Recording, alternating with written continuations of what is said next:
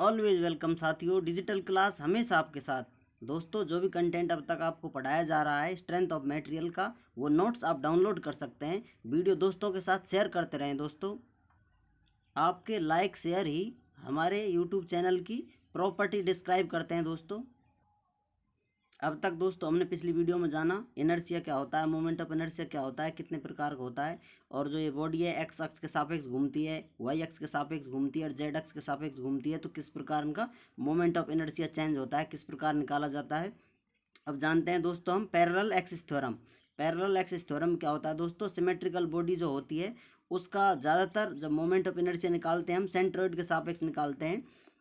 जैसा आप देख सकते हैं न्यूट्रल एक्सिस के सापेक्ष। तो इस प्रकार यदि हमको पैरेलल एक्सिस या एक्स या जेड वाई जो भी आप एक्सिस लें दोस्तों, उसके सापेक्ष भी आप मोमेंट ऑफ इनर्शिया निकाल सकते हैं पैरेलल एक्सिस थ्योरम से।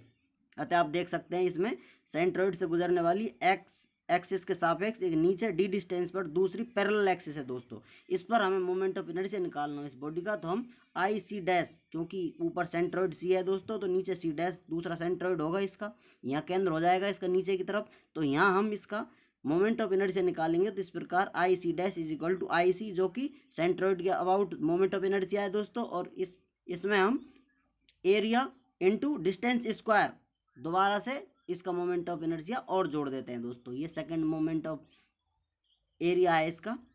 इस प्रकार I C dash is equal to I C plus A D square, जहाँ ए एरिया है। इस प्रकार दोस्तों हम इसका सेंटर और सेंटर के जो दूसरा पॉइंट है दोस्तों पैरेलल एक्सिस है, कहीं भी आप मोमेंट ऑफ इनर्शिया इस थ्योरम से आप निकाल सकते हैं। एक तो आपको पता होना चाहिए सेंटर जो इसका सेंट्रॉइड है उसके जो न्यूट्रल एक्सिस का हो या फिर सेंट्रॉइड एक्सिस के सापेक्ष आप मोमेंट ऑफ इनर्शिया निकालोगे, और उसके बाद दोस्तों जितनी डिस्टेंस है उतना स्क्वायर करके डिस्टेंस का उसका जितना एरिया है इस बॉडी का उसमें आप समेसन या ऐड कर देंगे दोस्तों उसको, तो हमें पैरेलल एक्सिस पर उसका मोमेंट ऑफ इनर्शिया फिर से प्राप्त हो जाएगा दूसरा। अब रेडियस ऑफ गायरेशन क्या है दोस्तों?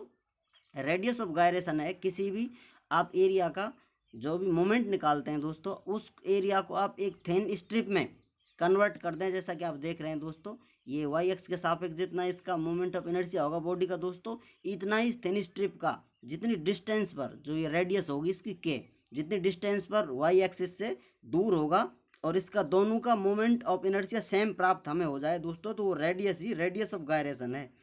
आई इज इक्वल टू आई क्या है दोस्तों? Moment of inertia. Moment of inertia क्या है दोस्तों? Second moment of area. इस प्रकार ए इंटू के स्क्वायर, तो हम के कह सकते हैं अंडर रूट आई अपॉन ए। इस प्रकार दोस्तों हम रेडियस ऑफ गायरेशन आसानी से प्राप्त कर सकते हैं।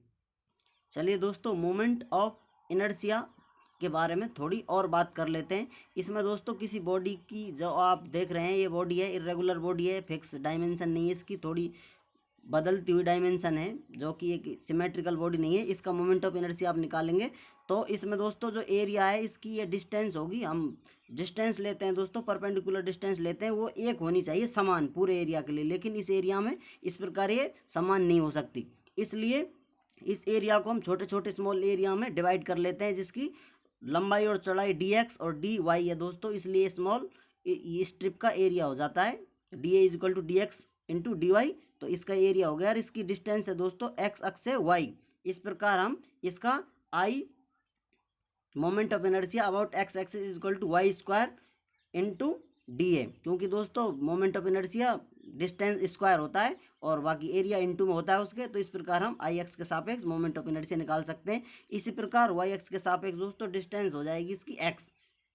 इस प्रकार वाई एक्स के सापेक्ष भी इसका इंटीग्रेशन इसलिए कर देते हैं दोस्तों, छोटे छोटे जितने भी स्मॉल एरिया आएंगे अलग अलग मोमेंट ऑफ इनर्शिया आप निकालते जाओगे, टोटल करने के बाद जो हमें प्राप्त होगा वही तो है, इसलिए इंटीग्रेशन करके हम आसानी से इसका एक्स अक्ष के सापेक्ष और वाई एक्स के सापेक्ष मोमेंट ऑफ इनर्शिया निकाल सकते हैं। इसी प्रकार दोस्तों हम परपेंडिकुलर एक्सिस है जेड, इसके सापेक्ष भी निकालेंगे। इसमें पाइथागोरस प्रमेय से ये जेड निकाल लेंगे दोस्तों, जेड स्क्वायर हमें मिल जाएगा। अब जेड स्क्वायर से हमें पोलर मोमेंट ऑफ इनर्शिया निकल जाता है दोस्तों। इसे आप और आसान भाषा में समझना चाहें तो दोस्तों आप समझ सकते हैं, जो ये एरिया है दोस्तों एक तरह से आप इस एरिया को लोड मान लीजिए। जैसा आप मोमेंट निकालते हैं, जो फोर्स है दोस्तों उसकी परपेंडिकुलर डिस्टेंस होती है मोमेंट, इस प्रकार इस एरिया को आप लोड या फोर्स समझ लें। तो हमें जो परपेंडिकुलर डिस्टेंस होगी दोस्तों वो बदलती हुई नजर आती है, इसलिए इसका इंटीग्रेशन करके इस परपेंडिकुलर डिस्टेंस को हम फिक्स कर लेते हैं, जो हमें आसानी से इसका मोमेंट ऑफ इनर्शिया मिल जाता है। दोस्तों आपके फीडबैक का हमें इंतज़ार रहेगा। वीडियो से अंत तक जुड़े रहने के लिए आपका बहुत बहुत धन्यवाद।